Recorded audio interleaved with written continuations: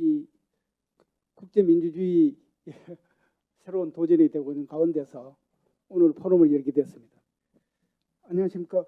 지금부터 2024 KDF 글로벌포럼을 시작하겠습니다. 국제포럼인 관계로 국민의례는 생략하겠습니다. 오늘 2020 KDF 글로벌포럼 개회식을 진행을 맡은 민주운동 기념사업회 상임이사 김정희입니다.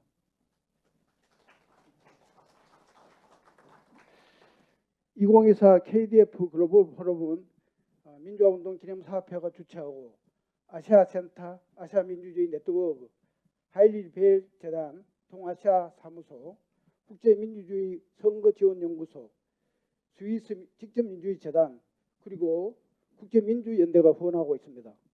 이번 포럼은 2009년 서울민주주의 포럼으로 개최한 이래 10번째 개최되는 국제포럼이며 2023년에 KDF 글로벌포럼으로 명칭이 변경되었습니다. 이번 포럼은 한국을 비롯하여 8개국 16명의 연구자와 전문가, 활동가가 참여해주고 계십니다. 오늘 포럼은 개회식과 섹션 1, 2로 진행되며 참여 행사가 별도로 진행됩니다. 더욱 자세한 내용은 포럼 자료를 참고해 주시기를 바랍니다. 아시아 민주주의 증진을 위한 협력과 대안을 모색하는 이번 포럼에 여러분의 많은 참여를 부탁드립니다. 이어서 참석하신 대변인과 해외 참여자들을 소개하겠습니다. 시간 관계상 참석하신 모든 분을 소개 못하는 점 양해 부탁드리겠습니다. 먼저 민주운동 기념사업회 이재호 이사님 참석하셨습니다. 이재호 이사님. 예. 다음은 박경서 전 대한적 14 총재님이 참석해 주셨습니다.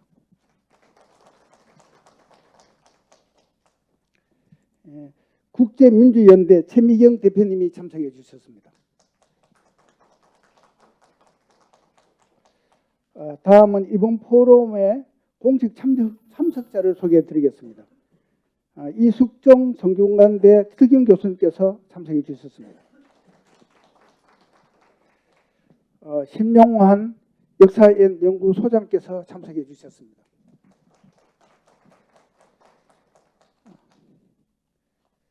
시간 관계상 해외에서 참석하신 분들은 국가별로 소개해 드리겠습니다. 계산해서 예열 시간이 먼저 네팔에서 참여해 주셨습니다. 돼지 그거요. 네팔에서 참석해 주셨습니다. 같이 일어나 주시죠. 네팔에서 오신 분. 다음은 노르웨이에서 참석해 주셨습니다.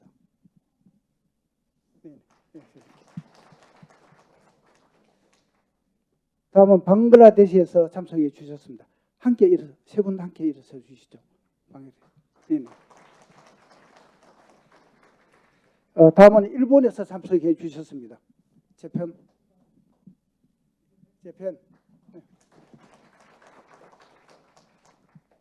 다음은 캄보디아에서 참석해 주셨습니다.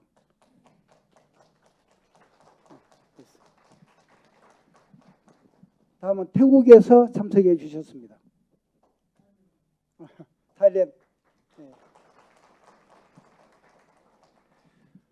모두를 환영하는 뜻에서 주변에 계신 분들과 서로 인사를 나누면서 큰 박수를 부탁드리도록 하겠습니다. 서로 인사를 나눠주십시오.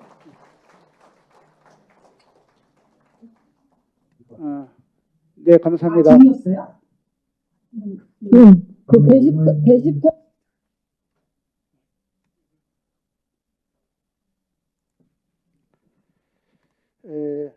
이어서 2024 KDF 글로벌 포럼을 주관하고 계시는 민주화운동 기념사업회 이재호 이사장께서 개사를 해 주시겠습니다. 여러분 큰 박수로 맞이해 주십시오.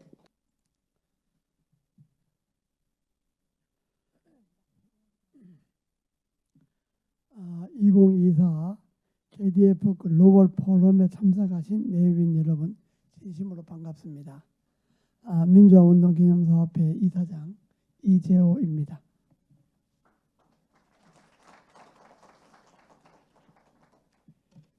KDF 글로벌포럼은 2009년 시작한 서울 민주주의 포럼을 기반으로 개최하는 사업회의 대표적인 국제 행사입니다. 2024년 포럼 주제는 아시아 민주주의 미래 연대를 위한 비전으로 국제 교류 경험과 성과를 종합하는 자리입니다. 이번 포럼에는 한국을 포함하여 8개국 16명의 연구자와 전문가가 초청되었습니다.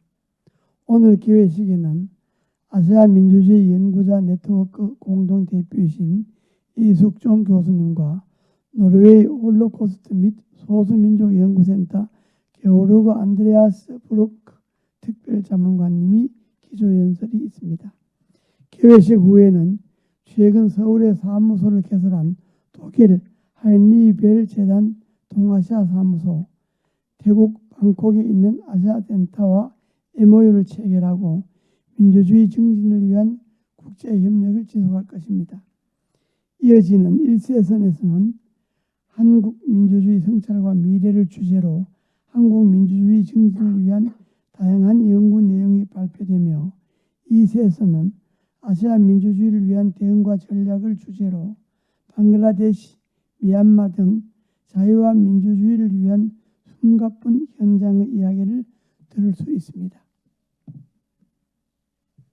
존경하는 내외빈 여러분, 2024년 2월 국제사회는 한국 민주주의에 대한 두 가지 상반된 평가를 하였습니다.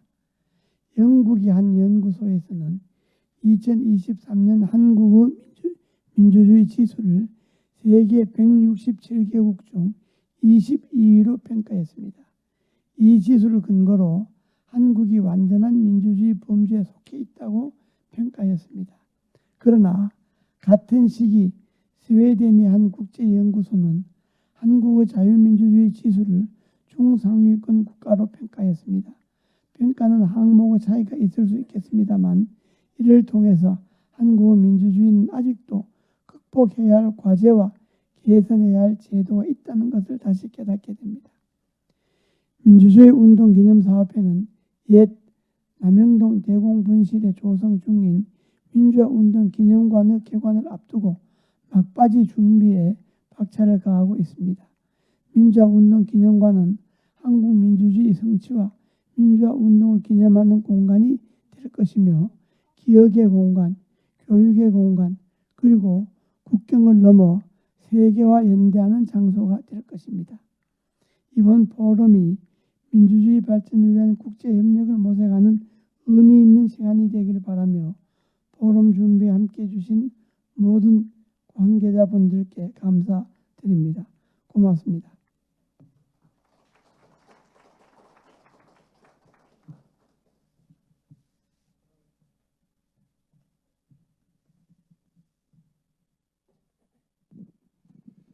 네, 감사합니다. 다음은 이번 포럼을 후원하고 있는 국제민주주의 선거지원연구소 IDEA의 케본 카사스 자모라 사무총장의 특별연설이 영상으로 있겠습니다. 화면에 모니터를 봐주시면 될 것 같습니다.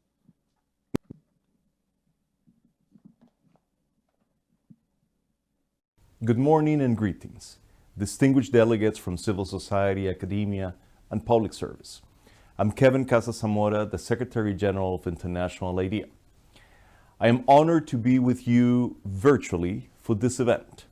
Let me express my gratitude to Mr. Lee Jae-oh, President of the Korea Democracy Foundation, for the invitation to join you today. International IDEA is proud to be a partner with KDF on this year's annual Global Forum. I hope very much that I will be able to return the favor and welcome President Lee to one of International IDEA's events, ideally in person at our headquarters in Stockholm. For any of you who are not so familiar with International IDEA, we are an intergovernmental organization with 35 member states from all over the world.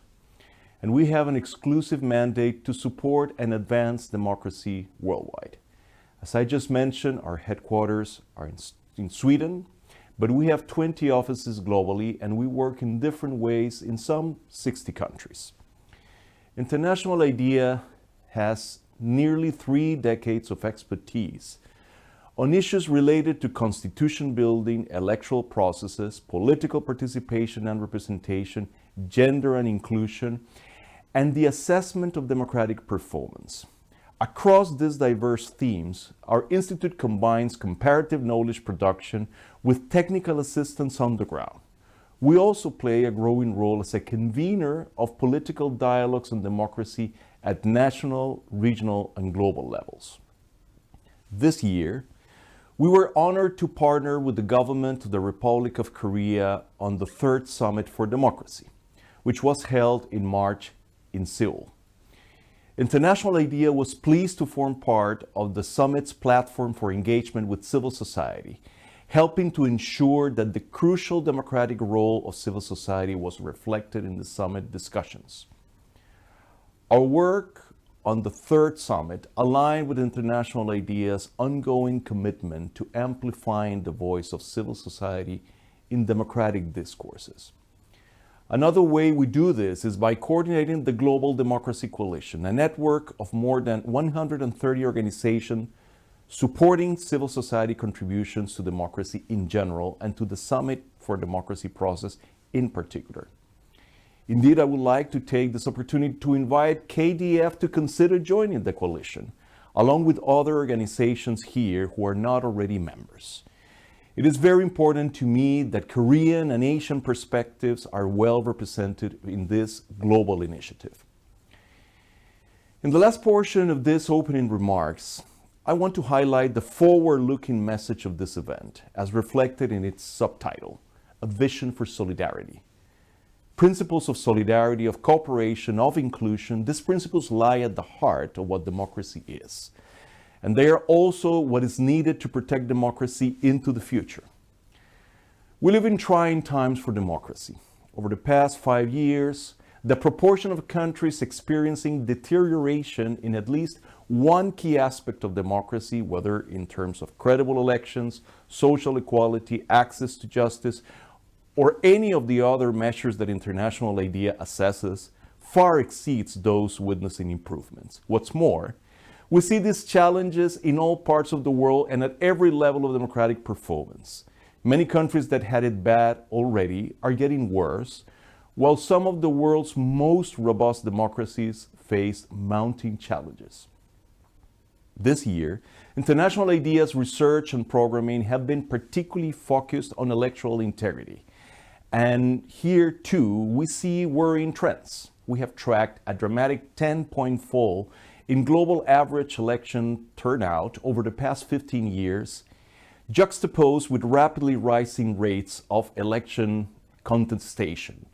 Less people are voting and more people are denying the results. All of this begs the question, what is to be done? And here, I will return to the need for an empowered civil society as a key partner in democracy. The serious global threats facing democracy today can only be addressed through collective action that puts citizens at the center. Ultimately, this requires leadership from the organizations and movements closest to the people themselves. And here, there is some good news, because the more I look around, the more convinced I become that the drive and ideas to renew democracy are not coming from governments. They're coming from civil society.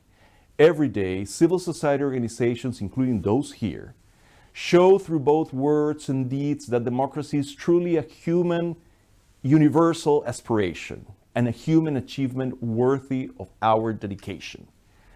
So thank you all for your contributions to protect, sustain, and strengthen democracy in Korea, in Asia, and worldwide. And thank you for being here today to share your experiences, to learn from each other, and to reinforce our shared mission to support democracy. Thank you. 예, 장관님 감사합니다. 지금부터 2024 KDF 포럼 중요 순서가 되겠습니다. 먼저 첫 번째 기조연설자로 아시아민주주의 네트워크 대표이신 이숙종 성균관대 특임 교수를 모시도록 하겠습니다. 이숙종 대표께서는 아시아 민주주의 미래와 연대를 위한 비전을 주제로 연설해 주시겠습니다. 여러분 뜨거운 환영의 박수를 부탁드리겠습니다. Dear friends of democracy, my name is Sukjong Lee, Lee Sukjong, a retired professor and representative of Asia Democracy Research Network. Let me start by congratulating the Korea Democracy Foundation for successfully hosting this international forum. And my special thanks goes to Chairman Jeo Lee and his team trying to make KDF more important international organization representing Korea's democracy. I also would like to welcome participants from abroad and hope they have chances to enjoy beautiful Seoul in the autumn. It is a true honor to share my thoughts on the vision of unity for a more democratic Asia. Since we have a hearing so long, it is needless to say the setbacks we have seen in global democracy since the mid-2000s. But still, we need to be reminded. The alarming signs are clear. Authoritarian regimes are tightening their grip on freedom of expression, and civic space is shrinking, and the rights of minorities are under attack. The 2024 report from the Varieties of Democracy Institute tells us that the global state of democracy is similar to where it was 40 years ago, and Asia in particular has suffered a sharp decline. The International IDEA report in 2023 also found that Asia and the Pacific region's civil liberties continue to erode, although the region's democratic backsliding have stalled. But rather than be discouraged, these troubling reports should rekindle our resolve. They remind us why we are here to renew democracy in our world, and especially in Asia, where many of us call home. While the challenges are significant, there are promising changes in our region that give us hope. This year, 2024, has been a super election year, and several elections in Asia have yielded relatively successful outcomes. In Thailand, for instance, new rules allowed voters to elect their senates independently of the military. In India, contrary to popular expectations, the ruling BJP failed to secure a majority in the legislative elections. This might curb the Modi government's drift toward autocratizations. Similarly, in Pakistan, the PTI-supported independents won the most seats despite heavy interference from the security establishment. Also, in Sri Lanka, citizens elected a new president in September to change the course of a nation after the corrupt government brought the massive economic crisis. These cases remind us that elections still matter even in flawed systems, and show why we must persist in making elections work for genuine democracy. Another highlight of democratic progress in Asia is Bangladesh's recent push toward democratization, driven by youth protests against an unjust quota system in public sector jobs. Despite brutal state repression that left over 440 dead, and most of them were young people. The protest ultimately led to the army withdrawing its support for Prime Minister Hasina's regime, and that resulted in the fall of her 15-year authoritarian rule. I'd like to emphasize the vital role the younger generation has played in these critical junctures of democratization across Asia. In South Korea, for example, it was the youth who sparked 1960 April Revolution, toppling the autocratic regime. In 1980, university students rose again to protest the military's brutal killings in Gwangju. In 1987, they were pivotal in the June movement that restored direct presidential election in Korea. Today, we see youth in Thailand leading the change for reform. They continue to form a reform-oriented new political party despite Thai authorities have disbanded it. So I'm very much impressed by the performance of Thai, its young generation. And again, this commitment of young people to shape their own future for the better democracy is unparalleled. And friends of democracy, we must stand together to ensure that these positive developments prevail and locking more Asian countries into stable democratic paths. Our unity is needed now more than ever, especially as we face destabilizing political and security challenges from the West. The United States, long considered a beacon of democracy, is grappling with the deep political and social division that weakens its ability to champion global democracy. Donald Trump's victory in the US presidential election on Tuesday is certainly concerning, as his approach to democracy often appears dismissive. Meanwhile, Europe is facing its own challenges, with the rise of right-wing parties threatening democratic unity, and their influence is more pronounced in certain European countries and local governments, where populism, nativism, and nationalism have become common features. Also, the spread of conflict is diverting Western leaders' attention away from supporting struggling democracies.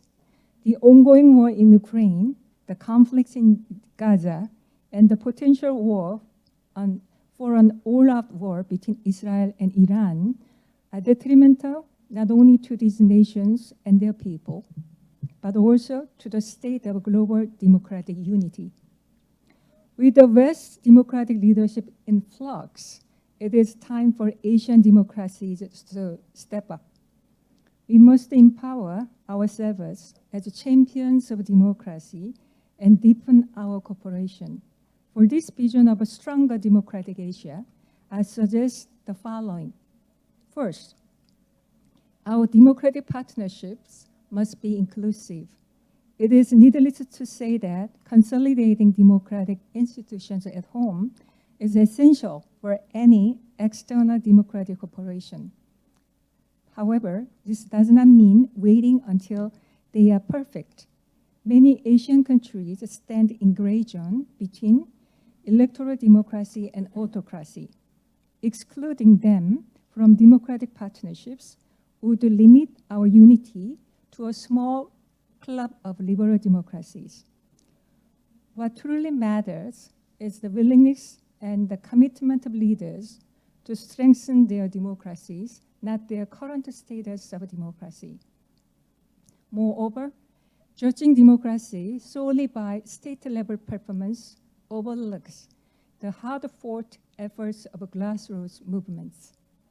Second, affluent democracies in Asia, such as South Korea, Japan, and Australia, should increase their support for democratization. Through ODA, Asian donors can help civil society groups, independent media, and marginalized communities in less resourced countries. However, most ODA programs offered by Asian donors are carried out as a government-to-government foreign aid, and those directly supporting civil society groups are limited. Asian donors' reluctance to engage civil society is caused by their concern about being perceived as interfering in domestic politics or encroaching on the sovereignty of recipient nations. However, to this kind of overblown notions, I would argue that empowering citizens who aspire to democratic governance has nothing to do with political intervention from abroad. Any financial, educational, or technological support for people-centered, democratic, and resilient governance should be seen as protecting their rights to external assistance rooted in the principle of equal global citizenship. Third, Asia needs more institutional platforms where democracy supporters and practitioners can convene and advocate for democratic norms and rules.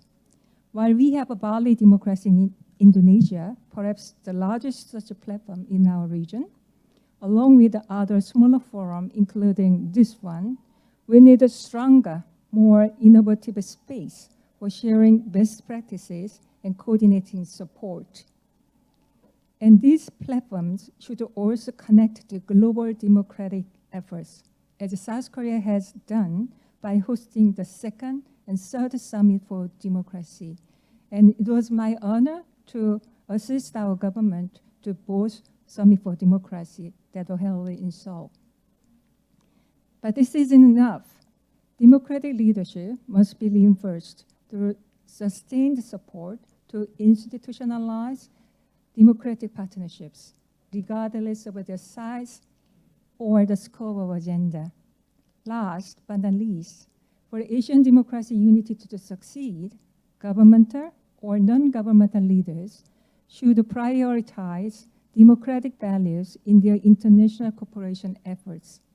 Some argue that only powerful countries like the United States or a few affluent European democracies can afford to do so. But I disagree.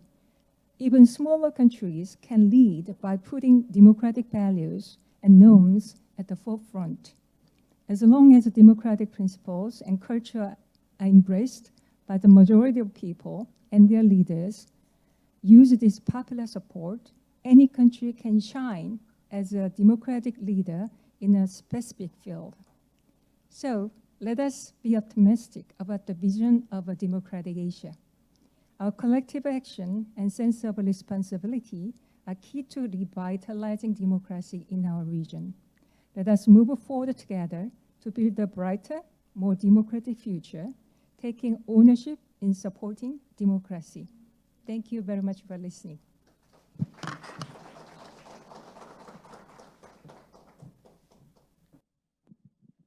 네, 이숙종 대표님 감사합니다. 다음은 두 번째 기조연설로 노르웨이 홀로코스트 및 소수민족 연구센터의 교르그 안데레아스 브로크 특별자문관을 모시겠습니다.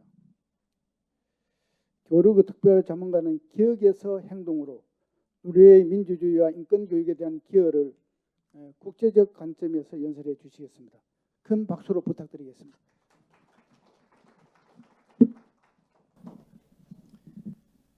Kdf President Lee Jae-oh, distinguished guests, dear everyone.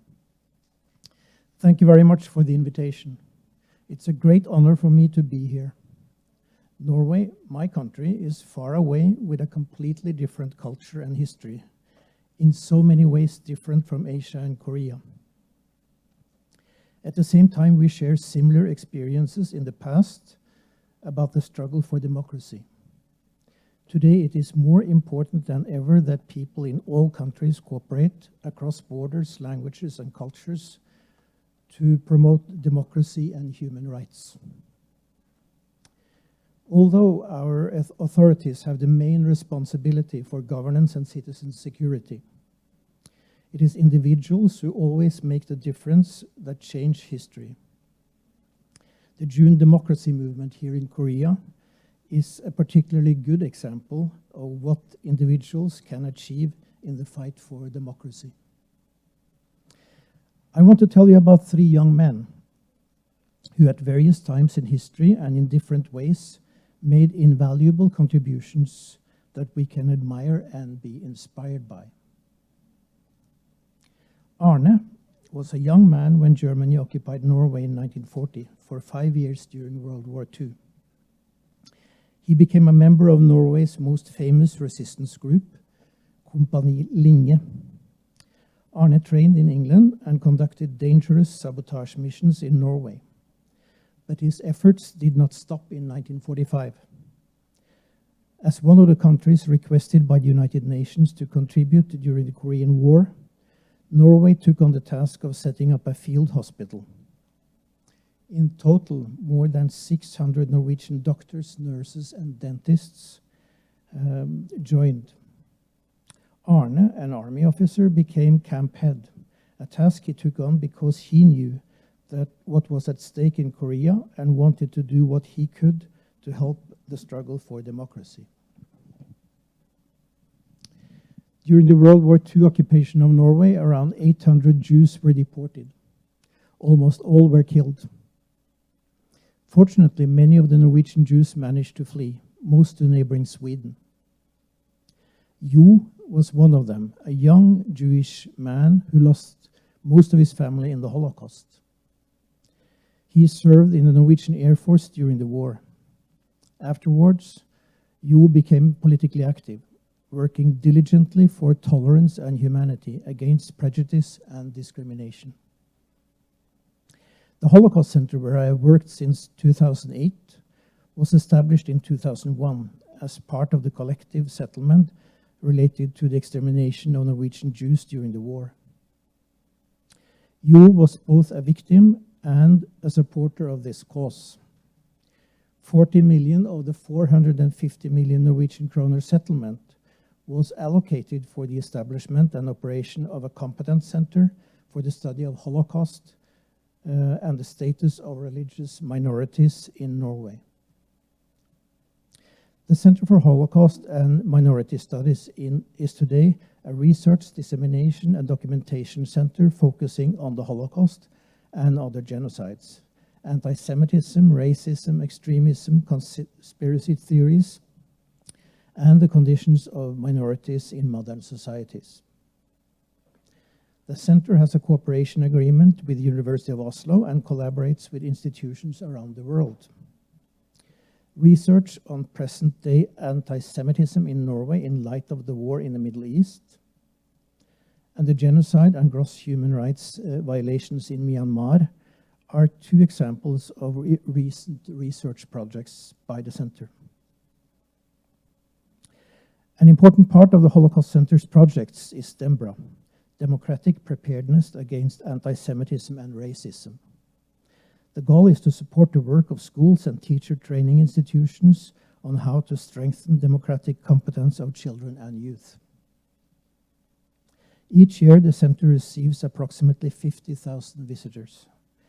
Of these, around 10,000 are students, pupils, and teachers who receive educational programs.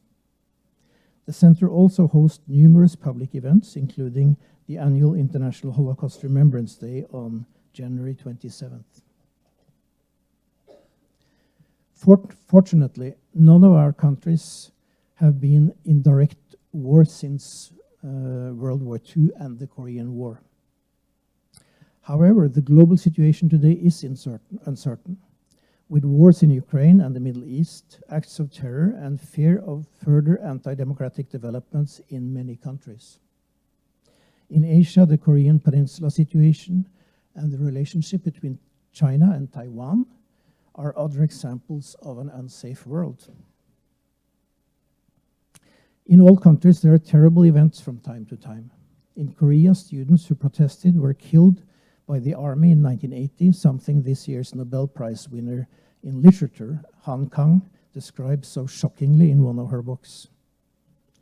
In Human Acts, Han Kang deals directly with the Gwangju uprising, providing an in-depth look into its victims.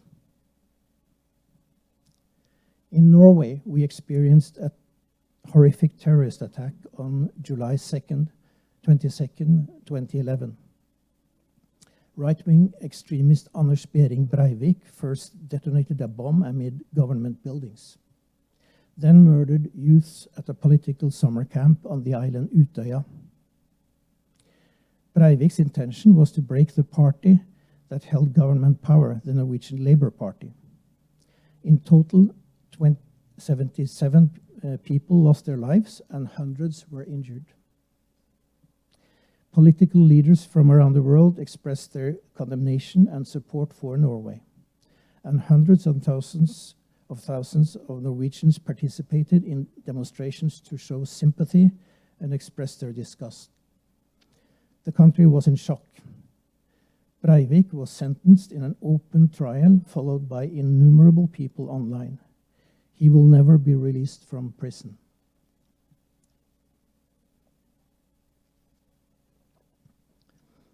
Within the Labour Party, many were eager to rebuild the Utøya camp so that the terrorists would not win. Later that summer, the third man I want to tell you about received a phone call. This was Jørgen, who alongside his studies worked for Doctors Without Borders, the MSF. He was asked and agreed to raise funds for the rebuilding of Utøya. Like most Norwegians, he felt that the terrorist attack had affected him, and thus he had an obligation to help. Jørgen put his mind into developing the new Utøya, to build a bridge between the traumas and needs of the relatives and friends of the deceased, and the Labour Party's desire to take the island back. Jørgen was the man of the hour, the right man at the right time in the right place, and managed to gain considerable international support for this cause. Today, Utøya is an open, accessible, and inclusive arena for engaging, learning, and remembering. Utøya facilitates political engagement, debate, and participation for guests from home and abroad. And every year, tens of thousands of Norwegians and international youth and other groups come to what today is a democracy center to learn the tools to create a better world. We have much to learn from each other. Common to Utøya, the Holocaust Center, and the many peace, human rights, and democracy institutions in Norway is that they cooperate as part of a national as well as an international network of like-minded institutions worldwide collaborating on comparative research, dissemination, learning goals, and further development in the fight against racism and negative attitudes, and for peace and democracy. Today, a part of the curriculum and research at one such institution, the University of Oslo, the UiO. Democracy is vital to us all in so many ways. What is democracy? How do democracies work in practice? How can they be undermined? How can we maintain and strengthen them? These are some of the questions raised in the interdisciplinary research initiative at the university called UiO Democracy. You remember the three young men I told you about? Arne, his full name was Arne Christiansen, who was the leader of the Norwegian field camp during the Korean War, was killed in 1952 at the age of 42. But he fought for what he believed in, willing to sacrifice his life so that people in Korea, Norway, and elsewhere could live in free and democratic countries.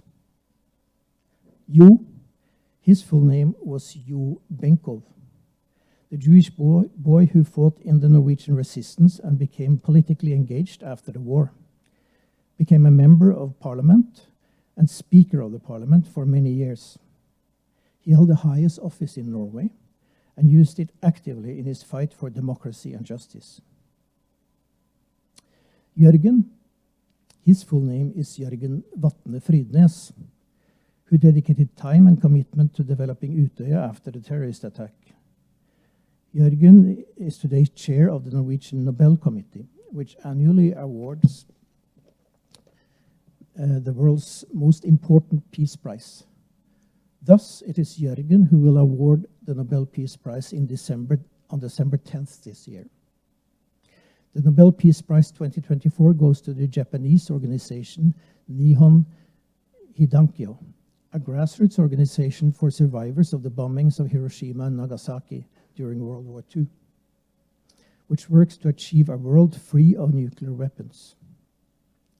This Peace Prize is highly relevant, not only in Asia and on the Korean Peninsula, but also in the Middle East and Europe, with the war in Ukraine.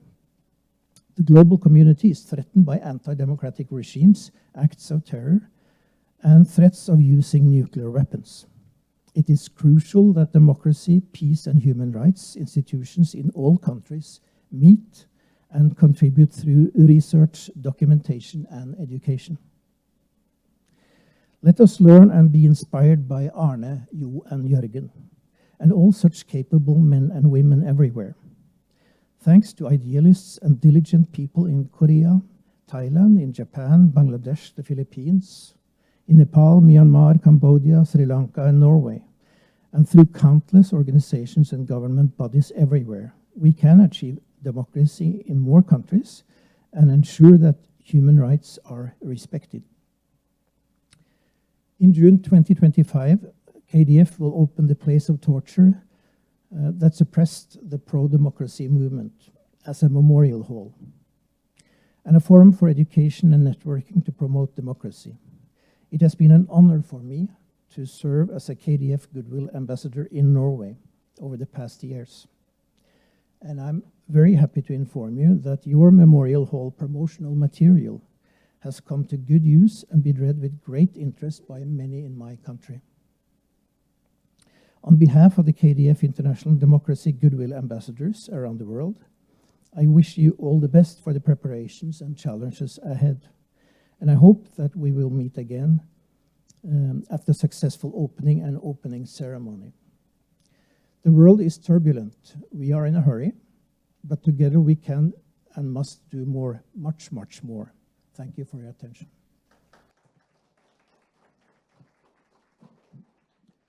네, 겨울우그 브로크 특별자문관님께 다시 한번 큰 박수 부탁드립니다. 이제 개회식의 마지막 순서입니다. 2024 KDF 글로벌포럼 개최를 기념하여 두 국제단체와 교류협력 MOU를 체결하고자 합니다. 협약식을 체결한 단체는 독일 하이니빌 재단 동아시아 서울사무소, 또 태국에 본부를 두고 있는 아시아 센터입니다. 협약식에는 하이니빌 동아시아 사무소 크리스티안 브루켈 소장과 아시아 센터 제인스 고메즈가 함께 하시겠습니다. 이 두 단체 대표님하고 민주운동 기념사업회 이수원 전략기획실장 단상으로 와주시면 되겠습니다. 이사장도 같이 모시겠습니다. 단상으로. 협약식을 하도록. 그 두 분은 자리에 내려가시면 됩니다. 네.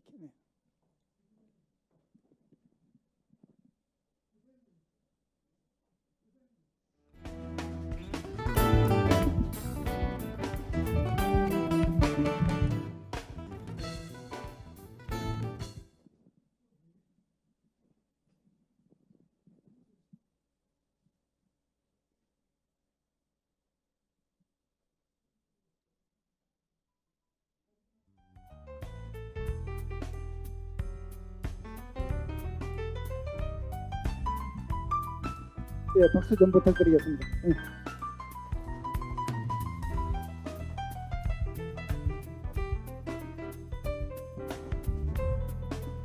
네, 이것으로 2024 KDF 글로벌 포럼 개회식을 모두 마치겠습니다. 잠시 휴식 후에 오후 2시부터 세션 1과 세션 2가 진행됩니다. 여러분께서는 계속 참여를 부탁드리고요. 그리고 포럼에 공식 사진 촬영이 있겠으니까 참석 4명께서는 단상에 함께 해주시기를 부탁드리겠습니다.